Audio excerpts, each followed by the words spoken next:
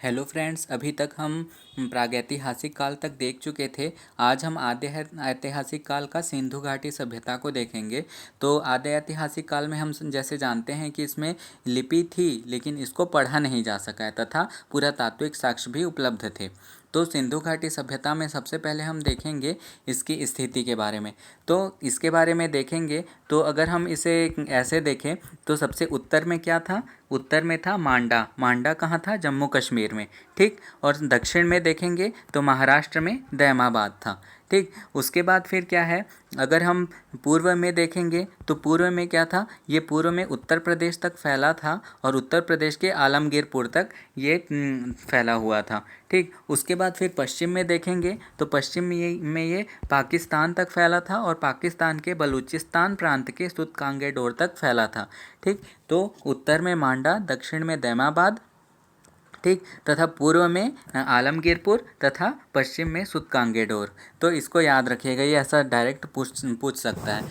उसके बाद फिर आता है भारत के हड़प्पाकालीन राज्य। ठीक। तो भारत में एक मुख्य रूप से 7 राज्य थे जो हड़प्पाकालीन संस्कृति से संबंध रखते हैं। तो सबसे पहला था महाराष्ट्र, जो हम देखे दैमाबाद। तो ये महाराष्ट्र में क्या था? दैमाबाद था। ठीक। उसके बाद फिर सबसे ज़्यादा जो हड़प्पाकालीन नगर है जो फेमस था वो गुजरात में है। तो गुजरात में कौन कौन सा था? लोथल। लोथल को सब जानते हैं, एक गोदीबाड़ा था जो बंदरगाह था। ठीक। उसके बाद फिर रंगपुर। रंगपुर भी एक बंदरगाह था। उसके बाद फिर है धौलावीरा। धौलावीरा भारत का दूसरा सबसे बड़ा नगर है ना। उसके बाद फिर सुरकोतड़ा। सुरकोतड़ा भी एक बंदरगाह था। तो गुजरात में याद रखिएगा, ये 3 बंदरगाह नगर थे, लोथल, रंगपुर, सुरकोतड़ा तथा सबसे मतलब दूसरे नंबर का सबसे बड़ा नगर धौलावीरा। ठीक। तो लोथल, रंगपुर, धौलावीरा और सुरकोतड़ा गुजरात में था। ठीक। उसके बाद फिर आता है राजस्थान। राजस्थान में कालीबंगा था। ठीक। इसको याद रखिएगा कि कालीबंगा कौन से राज्य में स्थित था? तो राजस्थान में था। उसके बाद फिर आता है अपना हरियाणा। हरियाणा में था राखीगढ़ी और बनावली। ठीक। ये दोनों इस चीज़ को याद रखिएगा, ये दोनों क्या है कि दोनों के लास्ट में ई की मात्रा आता है और हरियाणा, तो इससे आप लोग याद रख लीजिएगा। ठीक। उसके बाद फिर आता है पंजाब। पंजाब में था एकमात्र शहर रोपड़, तो इसको याद रखिएगा। उसके बाद फिर जम्मू कश्मीर में मांडा। मांडा सबसे उत्तरतम नगर था, तो ये जम्मू कश्मीर में स्थित था। और उत्तर प्रदेश में आलमगीरपुर। ठीक। आलमगीरपुर कौन सा था? पूर्व में था। ठीक। तो इसको याद रखिएगा। उसके बाद फिर आता है पाकिस्तान में हड़प्पाकालीन नगर। सबसे पहला तो था, नाम से ही है हड़प्पा। हड़प्पा था, ये पाकिस्तान में था, पाकिस्तान के पंजाब क्षेत्र में। पंजाब भारत में भी है, आधा पंजाब भारत में है और आधा पंजाब पाकिस्तान में है। तो इसको आप लोग याद रखिएगा, हड़प्पा था वो पाकिस्तान के पंजाब क्षेत्र में था। उसके बाद फिर मोहनजोदड़ो। मोहनजोदड़ो क्या था? ये सिंध क्षेत्र में था। ठीक। पाकिस्तान के सिंध क्षेत्र में। उसके बाद चहुदड़ो था, वो भी पाकिस्तान के सिंध क्षेत्र में था। उसके बाद ये सुतकांगेडोर है, वो पाकिस्तान के बलूचिस्तान क्षेत्र में था। सुतकांगेडोर हम जानते हैं पश्चिमतम जो शहर था वो सुतकांगेडोर था, वो पाकिस्तान के बलूचिस्तान शहर में था। ठीक। ऐसा कभी कभी डायरेक्ट पूछ सकता है कि कौन सा नगर भारतीय है, कौन सा नगर पाकिस्तान में है। तो ऐसा करके आप लोग ये चीज़ को याद रखिएगा, भारत का कौन सा है, या फिर सही जोड़ी मिलाओ में भी आ सकता है कि कौन सा महाराष्ट्र का है, कौन सा गुजरात का है, कौन सा हरियाणा का है, ऐसा करके। ठीक है। उसके बाद फिर आते हैं प्रमुख नगर, उसके खोजकर्ता। ठीक। तो ये इम्पॉर्टेंट है, ये ना कभी कभी वन लाइनर क्वेश्चन में या फिर सही जोड़ी मिलाओ में आ सकता है ये वाला चीज़। ठीक। तो इसमें सबसे पहला है हड़प्पा। हड़प्पा की खोज 1921 में दयाराम साहनी ने की थी। ठीक। तो इसको याद रखिएगा, हड़प्पा सबसे पहला नगर था जो खोजा गया था और इसी के नाम पर हड़प्पा संस्कृति पड़ा था। इसको कौन खोजा था? दयाराम साहनी ने। ठीक। उसके बाद फिर आता है मोहनजोदड़ो। मोहनजोदड़ो को कौन खोजा था? राखलदास बनर्जी ने। ठीक। उसके बाद फिर आता है चहुदड़ो। चहुदड़ो को अर्नेस्ट मैके तथा गोपाल दास मजूमदार ने। ठीक। तो इसको याद रखिएगा, ये तीनों शहर कहाँ का है? पाकिस्तान का है। ठीक। उसके बाद फिर आता है अपना रोपड़। रोपड़ क्या है? यज्ञदत्त शर्मा, ये इसको यज्ञदत्त शर्मा ने खोजा था। ठीक। उसके बाद फिर ये लोथल का एक ट्रिक है कि जैसे क्या है कि लोथल किससे निकलता है? लाल, है ना। उसके बाद लाल क्या होता है? रंग होता है। ल से याद रखिएगा, ल से लाल। उसके बाद फिर लाल क्या होता है, रंग होता है, तो ठीक, रंगनाथ राव ने खोजा था लोथल को। ठीक, उसके बाद फिर आता है ये रंगपुर। ये रंगपुर को भी रंग से आप याद रख लीजिएगा, रंगपुर को रंगनाथ राव ने खोजा था। ठीक, उसके बाद फिर आता है कालीबंगा। कालीबंगा को खोजा था ब्रजबासी लाल तथा वीके थापर ने। ठीक, तो इसको याद रखिएगा। धोलावीरा को खोजा था जगपति जोशी तथा रविंद्र सिंह बिष्ट। ठीक, उसके बाद फिर आता है अपना बनावली। बनावली को खोजा था रविंद्र सिंह बिष्ट ने। उसके बाद फिर आता है अपना आलमगीरपुर। आलमगीरपुर क्या था, इसको यज्ञदत्त शर्मा ने खोजा था। उसके बाद फिर आता है अपना सुरकोतड़ा, इसको जगपति जोशी। उसके बाद फिर सुतकांगेडोर, इसको आर.एल. स्टेइन ने खोजा था। ठीक, तो इसको याद रखिएगा। ये सही जोड़ी मिलाओ में बहुत बार पूछा भी गया है और आ भी सकता है, और अभी तक वैसे पीएससी में पूछा नहीं है कि कौन से खोज करता है, तो फिर मे भी आ सकता है वन लाइनर में या फिर सही जोड़ी में। तो ये गलत नहीं होना चाहिए ये सब क्वेश्चन। मेन को आप लोग, अगर आप इतने सारे याद नहीं हो रहे हैं तो मेन का याद रख लीजिएगा, जैसे कि हड़प्पा का हो गया, मोहनजोदड़ो का हो गया, उसके बाद फिर लोथल का हो गया, कालीबंगा का हो गया, धोलावीरा का हो गया, और एक सुतकांगेडोर। ये सब चीज़ का ना इम्पोर्टेंट को याद रख लीजिएगा। उसके बाद फिर ये सबसे ज़्यादा इम्पॉर्टेंट है कि कौन सा नगर कौन से नदी के किनारे स्थित था। तो ये सबसे पहले है हड़प्पा। हड़प्पा था ये रावी नदी के तट पर स्थित था। उसके बाद फिर है मोहनजोदड़ो। जैसे कि मोहनजोदड़ो जानते हैं हम कि ये सिंध क्षेत्र में था पाकिस्तान के, तो ये सिंधु नदी के तट पर स्थित था। ठीक, चहोदड़ो भी सिंध प्रांत में था, तो ये भी सिंधु नदी के तट पर स्थित है। ठीक, उसके बाद फिर आता है कालीबंगा। कालीबंगा कहाँ था, ये गुजरात का है, और ये कहाँ है, घग्गर नदी के तट पर स्थित है। ठीक, यहाँ से देखिएगा कालीबंगा कालीबंगा राजस्थान में है। ठीक, कालीबंगा राजस्थान में है, जो घग्गर नदी के तट पर था। उसके बाद फिर आता है रंगपुर। रंगपुर को एक ट्रिक है इसको याद रखने का, रंग से क्या है, रंग को भरा जाता है, तो भादर नदी, रंग भरो से ये याद रख लीजिएगा, रंगपुर है भादर नदी के तट पर, है ना। उसके बाद फिर क्या है, लोथल। लोथल था ये भोगवा नदी के तट पर था। लोथल गुजरात में था और ये भोगवा नदी के तट पर था। उसके बाद फिर है आलमगीरपुर। ये आलमगीरपुर है, ये हिंडन नदी के तट पर स्थित था, है ना। उसके बाद फिर आता है अपना मांडा। मांडा कहाँ था, ये था जम्मू कश्मीर में, ये चिनाव नदी के तट पर स्थित था। ठीक है, उसके बाद फिर अपना राखी खड़ी, ये भी घग्गर नदी के तट पर स्थित था। राखी खड़ी था हरियाणा में, तो जो घग्गर नदी है वो हरियाणा से होते हुए राजस्थान गई थी, तो इसीलिए ये राखी खड़ी भी घग्गर नदी के तट पर स्थित है, और ये जो कालीबंगा है वो भी घग्गर नदी के तट पर स्थित है। ठीक, उसके बाद फिर आता है अपना रोपड़। रोपड़ था, ये कहाँ था, पंजाब में है, और ये सतलज नदी के तट पर स्थित है। ठीक है, तो इसको याद रखिएगा, ये डायरेक्ट क्वेश्चन पूछ सकता है, ये सही जोड़ी मिलाओ में भी पूछ सकता है और वन लाइनर में भी पूछ सकता है। उसके बाद फिर हम देखेंगे सिंधु घाटी सभ्यता के खोज से संबंधित तथ्य। तो क्या था कि 1826 में चार्ल्स मैसन ने सर्वप्रथम इस पर प्रकाश डाला था, हड़प्पा संस्कृति के बारे में।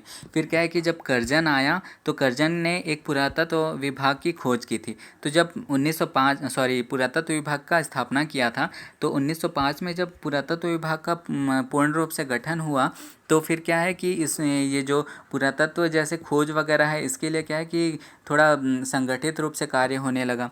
तो फिर क्या है, 1921 में जॉन मार्शल के नेतृत्व में दयाराम साहनी ने प्रमुख नगर हड़प्पा का पता लगाया।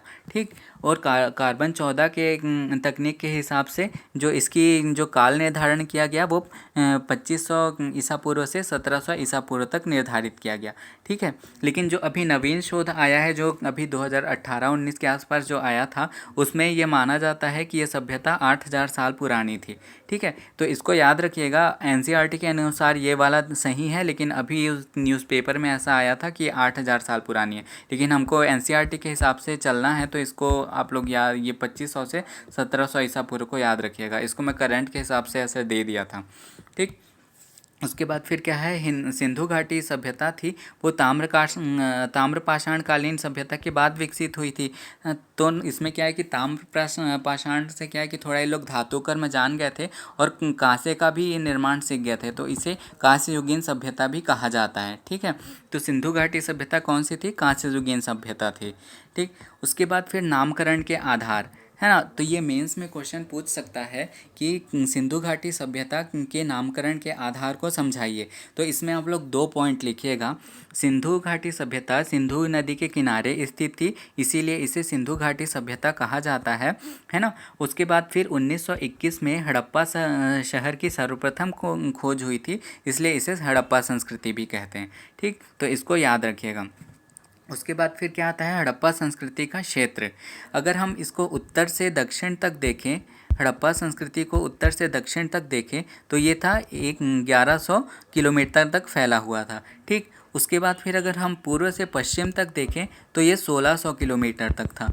ठीक, तो फिर ये याद रखिएगा, उत्तर से दक्षिण हाँ, पूर्व से पश्चिम तक इसकी जो चौड़ाई थी वो ज़्यादा थी, और जो उत्तर से दक्षिण तक जो लंबाई थी वो कम थी। ठीक, उसके बाद फिर इसकी जो आकृति है वो त्रिभुजाकार थी, है ना। और ये जो इसका ये डायरेक्ट पूछ सकता है, कई बार क्वेश्चन में पूछा भी है कि इसका क्षेत्रफल कितना था, तो लगभग 13 लाख वर्ग किलोमीटर तक फैला हुआ था। ठीक, उत्तर से दक्षिण इसकी लंबाई है 1100 किलोमीटर और पूर्व से पश्चिम 1600 किलोमीटर तथा इसकी आकृति त्रिभुजाकार है, तथा ये 11 लाख वर्ग किलोमीटर तक 13 लाख वर्ग किलोमीटर तक फैला हुआ है। ठीक है, इसको याद रखिएगा आप लोग। उसके बाद फिर क्या है, हड़प्पा कालीन नगर। इसमें हम देखेंगे कि हड़प्पा कालीन नगर जो थे उसमें क्या क्या चीज़ स्पेशल मिला है उसको। तो सबसे पहला नगर आता है अपना हड़प्पा, है ना।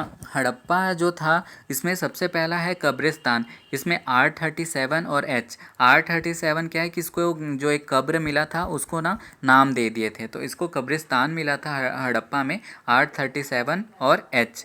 ठीक, उसके बाद फिर आता है इस स्त्री के गर्भ से निकलता हुआ पौधा एक दिखाया गया है। ठीक, तो इसे उर्वरा देवी का नाम दिया गया है, ये भी हड़प्पा से मिला था। ठीक, और एक शंख का बना बैल भी मिला था, इसको आप लोग याद रखिएगा। शंख से बना बैल कहाँ मिला था ऐसे करके पूछ सकता है, क्योंकि एक बार एक ऐसे ही क्वेश्चन आया था कि तांबे का रथ कहाँ मिला था, तो फिर वो उसका आंसर दैमाबाद था। तो ऐसे डायरेक्ट क्वेश्चन भी पूछ सकता है ना। उसके बाद फिर क्या है, गेहूँ और जौ के दाने मिले थे तथा अन्नागार मिला था। अन्नागार क्या था कि एक बड़ा सा एक वेयर हाउस टाइप का होता था जहाँ पे बहुत सारे अन्न को रखा जाता था, और जो दुर्ग क्षेत्र में स्थित होता था। दुर्ग क्षेत्र कहाँ, जहाँ पे थोड़े अमीर लोग रहते थे, और जहाँ पे आपातकालीन स्थिति में वहाँ पे धन या फिर ये अनाज वगैरह इकट्ठा करके रखा जाता था। ठीक, उसके बाद फिर एक इम्पॉर्टेंट है, ये स्वास्तिक और चक्र के चिन्ह हड़प्पा से मिले थे। ठीक है, तो इसको भी याद रखिएगा। और सीपी का पैमाना भी हड़प्पा से मिला था, तथा सर्वाधिक अभिलेख युक्त मोहर यहाँ से मिले थे। ठीक, उसके बाद फिर कांसे की इक्का गाड़ी। इक्का गाड़ी क्या होता है, बैलगाड़ी को इक्का गाड़ी कहते हैं। तो फिर ये कांसे की इक्का गाड़ी हड़प्पा से मिली थी, ये खिलौना टाइप का छोटा सा है। उसके बाद फिर पशुपति की मुहर। पशुपति जो इस टाइप की आकृति के एक वो बैठा हुआ है योग मुद्रा में, वो पशुपति की मुहर वो हड़प्पा से मिली थी। उसके बाद जले हुए गेहूँ के साक्ष्य भी हड़प्पा से मिले हैं, तथा टीला माउंट एबी ये भी हड़प्पा से मिला हुआ था। तथा सूती वस्त्र, अर्थात मतलब उस काल के लोग वस्त्र निर्माण सीख गए थे, ऐसा इस हिसाब से सिद्ध होता है। तो क्या क्या मिला था, कब्रिस्तान R37 और H, स्त्री के गर्भ से निकलता हुआ पौधा अर्थात उर्वरा देवी। उसके बाद शंख का बना बैल, गेहूं और जौ के दाने, अन्नागार, स्वास्तिक और चक्र के चिन्ह, सीपी का पैमाना, अभिलेख युक्त सर्वाधिक मोहर, कांसे की इक्का गाड़ी, पशुपति की मुहर, जले हुए गेहूं, टीला माउंट एबी तथा सूती वस्त्र। ये सब चीज़ क्या है कि आप लोग अगर और कोई कोचिंग में पढ़े होंगे तो फिर कॉपी तो बनाए ही होंगे ना, तो उसमें ये सब चीज़ को ऐड कर लीजिएगा यदि ऐड नहीं किए होंगे तो, है ना। उसके बाद फिर क्या है, एक स्टुअर्ट पिगट है, वो कोई पुरातत्ववेत्ता है, उसने हड़प्पा तथा मोहनजोदड़ो को जुड़वा राजधानी कहा है। तो जुड़वा राजधानी में कौन कौन सा शामिल है, तो क्या है, हड़प्पा है और मोहनजोदड़ो है, इसको याद रखिएगा। उसके बाद फिर आता है मोहनजोदड़ो। ठीक, ये मोहनजोदड़ो में सबसे इम्पोर्टेंट दो चीज़ मिला था, वो है अन्नागार और स्नानागार। ठीक, ये दोनों को हम लोग डिटेल में पढ़ेंगे, तो इसमें याद रखिएगा विशाल स्नानागार तथा विशाल अन्नागार। ठीक, और कांस्य की नित्यांगना की मूर्ति, जो एनसीईआरटी आप लोग पढ़े होंगे तो नित्यांगना की एक मूर्ति ऐसे हाथ को कमर में रखे हुए आप लोग चित्र देखे भी होंगे एनसीईआरटी की बुक में। तो कांस्य की नित्यांगना की मूर्ति मोहनजोदड़ो में मिली थी। ठीक, उसके बाद पशुपति की फिर से वही वाली मुहर जो सिंह वाला जो था वो वाला मोहनजोदड़ो से मिला था। ठीक, उसके बाद फिर क्या है, हाथी का कपालखंड अर्थात हाथी का जो खोपड़ी जो था वो यहाँ से मिला था। ठीक, उसके बाद फिर है घर में कुएं के साक्ष्य मोहनजोदड़ो से प्राप्त हुए तथा कुंभकारों के 6 भट्ठों के अवशेष, अर्थात कुंभकार जो मतलब मटके वगैरह या फिर बर्तन जो बनाते थे वो उसके साक्ष्य मिले हैं कहाँ से, मोहनजोदड़ो से, है ना। उसके बाद फिर ये है कि मोहनजोदड़ो का सिंधी भाषा में क्या अर्थ होता है, ऐसा क्वेश्चन पूछ सकता है। तो सिंधी भाषा में मोहनजोदड़ो का अर्थ होता है मृतकों का टीला। ठीक, उसके बाद फिर अगला शहर है चहूदड़ो। चहूदड़ो को याद रखिएगा, ये थोड़ा फैशन से संबंधित था, तो ये इस चीज़ को याद रखिएगा। यहाँ क्या क्या मिला था, लिपस्टिक मिला था, कंघी मिला था, अलंकृत हाथी मिला था तथा मनके बनाने का कारखाना, अर्थात यहाँ पे जो आभूषण वगैरह बनते थे वो यहाँ चहूदड़ो में बनते थे। तो लिपस्टिक याद रखिएगा, कंघी याद रखिएगा और मनके बनाने का कारखाना। इससे क्या है कि प्रसाधन सामग्री यहाँ बनती थी ऐसा सिद्ध होता है ना। उसके बाद फिर क्या है, अलंकृत हाथी मिला, वक्राकार ईंटें मिले। ठीक, उसके बाद एकमात्र शहर जो जहाँ पे दुर्ग का अस्तित्व नहीं मिला। दुर्ग क्या होता था, जैसे कोई अपना कोई शहर है तो उसको सेफ रखने के लिए यहाँ पे ऐसे दीवार बनाया जाता था चारों ओर, जो क्या है कि पत्थरों का होता था और ये प्रोटेक्ट करने के लिए, जंगली जानवर हो या फिर बाहरी आक्रमण से प्रोटेक्ट करने के लिए ऐसा वो दुर्ग बनाया जाता था। तो चहूदड़ो में ऐसा दुर्ग का अस्तित्व नहीं मिला है। ठीक, उसके बाद पूर्वोत्तर हड़प्पा कालीन संस्कृति झुकर और झांगर के प्रमाण मिले हैं। ठीक, तो इसको याद रखिएगा, झुकर और झांगर के प्रमाण कहाँ से मिले हैं, तो चमूदड़ों से मिले हैं। ठीक, उसके बाद फिर इसको औद्योगिक नगर भी माना गया है क्योंकि यहाँ मणिकारी, मुहर तथा बाट बनाए जाने के कारखाने मिले हैं। ठीक, तो चमूदड़ों को क्या बोलते हैं, अपना ये औद्योगिक नगर भी माना जाता है। ठीक है, उसके बाद फिर अगला आता है कालीबंगा। कालीबंगा भी एक इम्पॉर्टेंट शहर है। ये कहाँ था, ये था हमारा इसमें गुजरात में। ठीक, सॉरी, कालीबंगा था वो राजस्थान में था, इसको याद रखिएगा, कुछ कंफ्यूज हो जाता हूँ मैं। ठीक, तो ये कालीबंगा था कहाँ था, राजस्थान में था।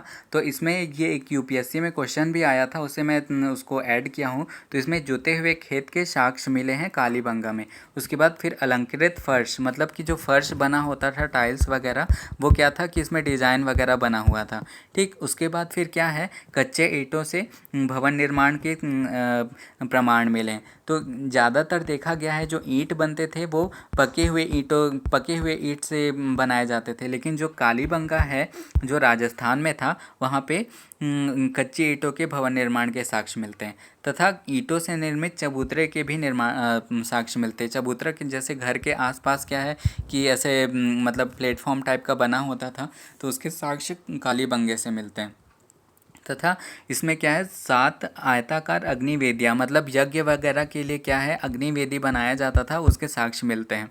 तो ऐसा उसको बोला जाता है यदि, अब उसमें हम बोल नहीं सकते कि वो अग्निवेदी था या फिर कुछ भट्टी वगैरह था, लेकिन अग्निवेदी इसको कहा गया है। तो 7 आयताकार अग्निवेदी के साक्ष्य मिलते हैं तथा बेलनाकार मोहर मिला। ठीक, तो बेलनाकार मोहर कैसे, जो इस टाइप का आकृति है, इसको दिल्ली के एक नेशनल म्यूजियम में इसको रखा गया है। तो उसमें मैंने देखा था, तो उसमें कैसा था, ऐसा टाइप का था और इसके चारों ओर ऐसे ऐसे आकृति बना हुआ था। तो हो सकता है कि इसको ऐसे कोई कागज़ में इसको इसमें रंग वगैरह लगा के इसमें ऐसे मतलब प्रिंट करने के लिए उपयोग करते रहे होंगे उस काल में। तो बेलनाकार मुहर कालीबंगा में मिला है। ठीक, उसके बाद फिर जला हुआ चना तथा सरसों का साक्ष्य कालीबंगा में तथा काले रंग के चूड़े के भी साक्ष्य यहाँ से कालीबंगा से प्राप्त हुए हैं। तथा इसमें शवाधान के 3 विधियों का प्रयोग किया जाता था।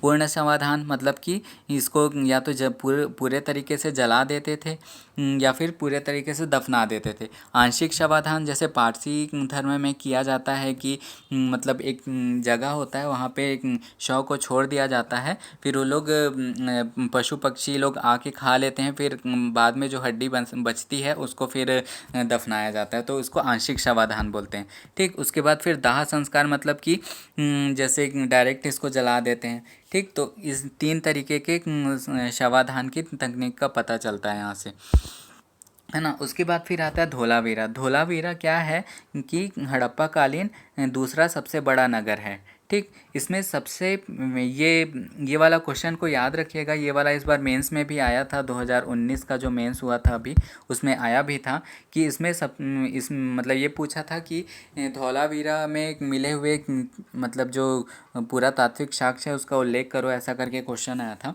तो उसमें ऐसा लिखना था कि जैसे इसमें एक विशेल खेल प्रांगण मिला है, ऐसा करके ये सब चीज़ को लिखना था। उसमें 2 नंबर का क्वेश्चन था, ज़्यादा बड़ा नहीं था, है ना। तो इसमें देखते हैं, तो इसमें सबसे बड़ा एक खेल प्रांगण मिला था। उसके बाद फिर क्या है, सिंधु लिपि के 10 बड़े चिन्हों से निर्मित शिलालेख मिले थे तथा उन्नत जल प्रबंधन प्रणाली, मतलब जल का जो डिस्ट्रीब्यूशन होता था पाइप वगैरह से होता था कि क्या से नहीं पता, लेकिन ये उन्नत जल प्रबंधन प्रणाली यहाँ से प्राप्त होता है। उसके बाद फिर तौल के बाट के भी साक्ष्य मिले हैं, सोने के छल्ले मिले हैं तथा चूना पत्थर का स्थापत्य मिला है। ठीक, उसके बाद फिर ज़्यादातर जो शहर थे वो क्या है 2 भागों में विभाजित होते थे। एक तो वो ऊपरी नगर बोलते थे और दूसरा होता था निचला नगर। ऊपरी नगर में अमीर लोग या फिर जो शासक वर्ग के लोग हैं वो लोग रहते थे, और जो इसमें सामान्य वर्ग के लोग रहते थे। ठीक, तो फिर क्या है, लेकिन जो धौलावीरा था वो 3 भागों में विभाजित था, दुर्ग भाग, मध्यम नगर तथा निचला नगर। ठीक, तो इसको याद रखिएगा, ऐसा कौन सा शहर था जो 3 भागों में विभाजित था, तो धौलावीरा था, इसको याद रखिएगा। ठीक, और ये यहाँ पे मैं लिख दिया हूँ, धौलावीरा था वो भारत का दूसरा सबसे बड़ा नगर है तथा भारत का सबसे बड़ा नगर क्या था, राखी घड़ी था, है ना। और संपूर्ण हड़प्पा संस्कृति का देखेंगे तो मोहनजोदड़ो सबसे बड़ा नगर था। ठीक है, उसके बाद फिर आते हैं लोथल। लोथल, इसको ये 2018 के पीएससी में लोथल के बारे में पूछा था, और इस बार हम लोग के वाले में धौलावीरा पूछा था, है ना। तो फिर यहाँ पे लोथल क्या था, एक बंदरगाह नगर था, है ना, और यहाँ से व्यापार के भी साक्ष्य मिलते हैं। तो इसका सबसे इम्पोर्टेंट जो वो था पुरातत्व साक्ष्य था वो था गोदीबाड़ा, है ना।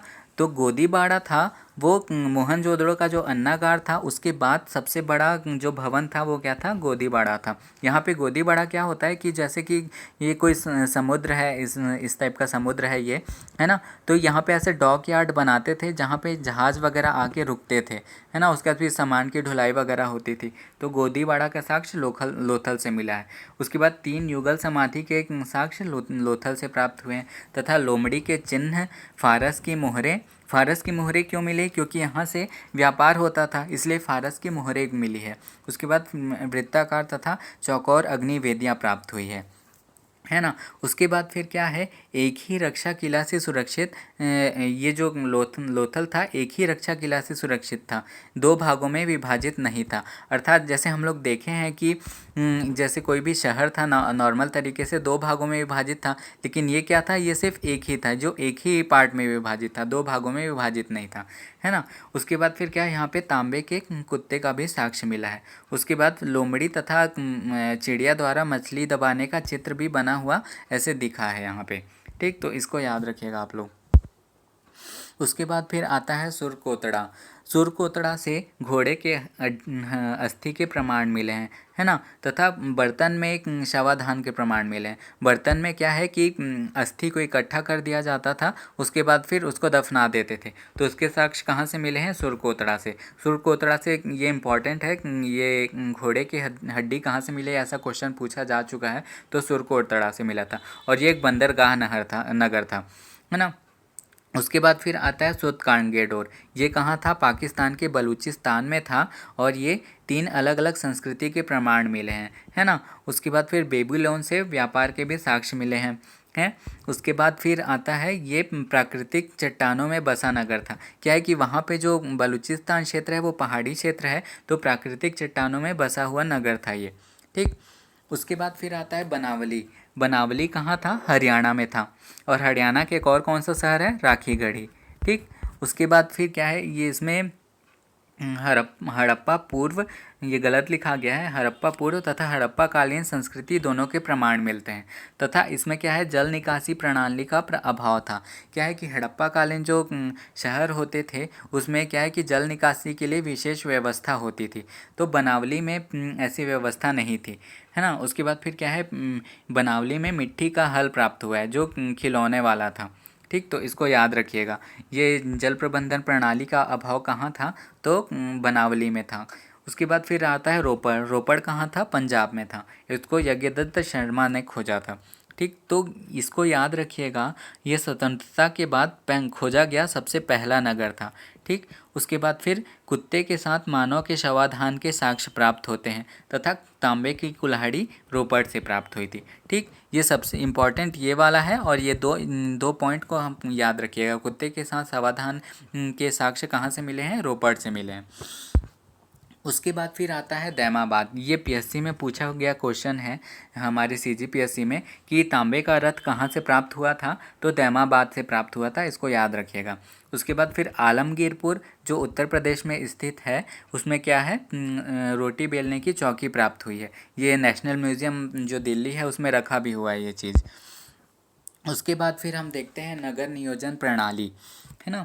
ये सबसे इम्पॉर्टेंट चीज़ है जो ये प्रूफ करता है कि जो हड़प्पा संस्कृति थी वो नगरीय सभ्यता थी, है ना। जो हड़प्पा संस्कृति की जो नगर थे वो क्या है, ग्रिड प्रणाली पर आधारित थे। जो सड़कें थी वो समकोण पर काटती थी, मतलब इस टाइप के थे, मतलब एक चौक टाइप का बनता था जैसे जो भी सड़क काटता था उसमें, है ना। उसके बाद फिर क्या है, प्रत्येक नगर 2 भागों में बटा हुआ था, नगर दुर्ग तथा निचला नगर। ये जो नगर दुर्ग था वो ऊंचाई पर स्थित था तथा यहाँ पे शासक वर्ग तथा धनी वर्ग लोग रहते थे। ठीक। उसके बाद फिर क्या है, निचला जो नगर था उसमें सामान्य वर्ग के लोग जैसे किसान, व्यापारी, प्रजा, सैनिक वगैरह लोग यहाँ रहते थे। और जो नगर था वो चारों ओर पक्की दीवारों से घिरा होता था। ठीक। उसके बाद फिर क्या है, सड़कों के किनारे चारों ओर नालियाँ बनी हुई थी जो पत्थर की दीवारों से ढकी थी तथा नालियों की सफाई के लिए मैन होल की भी व्यवस्था थी। ठीक है। उसके बाद फिर क्या है, घरों के दरवाजे जो थे, दरवाजे तथा खिड़कियाँ जो थी वो क्या है, मुख्य सड़क पर ना खुलकर वहाँ पे जैसे जो नॉर्मल गली जो होता है ना, छोटा पतला गली, वहाँ खुलती थी। किंतु लोथल में उल्टा था। लोथल में क्या है, जो मुख्य सड़क जो चौड़ा होता था वहाँ पे खिड़की दरवाजे खुलते थे, है ना। तो इसको याद रखिएगा। उसके बाद फिर क्या है, प्रत्येक घर में आमतौर पर आंगन, रसोई घर तथा स्नानागार होता ही था, है ना। तथा कुछ कुछ घरों में क्या है, कुएँ के भी साक्ष्य मिले हैं। उसके बाद फिर क्या है, कालीबंगा और रंगपुर को छोड़कर सभी पक्की ईंटों के बने हुए घर थे, है ना। हम लोग पहले भी देखे हैं कालीबंगा में कच्चे ईंट के घर बने हुए थे, तो कालीबंगा और रंगपुर में कच्चे ईंट के घर थे तथा बाकी सब नगरों में क्या है, पक्के ईंट के घर बने होते थे। उसके बाद फिर क्या है, ईंटों की लंबाई, चौड़ाई तथा मोटाई सामान्यतः 4:2:1 में होती थी, है ना। ये मेंस में क्वेश्चन पूछ सकता है कि हड़प्पा कालीन संस्कृति का नगर नियोजन पद्धति को समझाइए। तो इसमें ये सब पॉइंट लिखोगे तो आपका नंबर कटने का चांस नहीं है। इसमें आप लोग ये 4 नंबर में और 8 नंबर में मेनली पूछा जा सकता है। ठीक है। उसके बाद फिर आज के लिए इतना ही। अभी हम लोग इसका सामाजिक जीवन, राजनीतिक जीवन और जो धार्मिक जीवन था और और जो मिसलेनियस टॉपिक है और एमसीक्यू वगैरह है, अगले वीडियो में देखेंगे। इसका पार्ट 2 एक और बनाऊंगा। आज के लिए इतना ही। Thank you. अगर आप लोग को ये वीडियो पसंद आ रहा होगा तो आप लोग इसको शेयर भी करिएगा, और आप लोग अगर एमसीक्यू और चाहते होंगे तो फिर मैं इसमें अलग से एमसीक्यू बनाऊंगा और कुछ सजेशन होगा तो वो भी दीजिएगा। तो आज के लिए इतना ही। Thank you.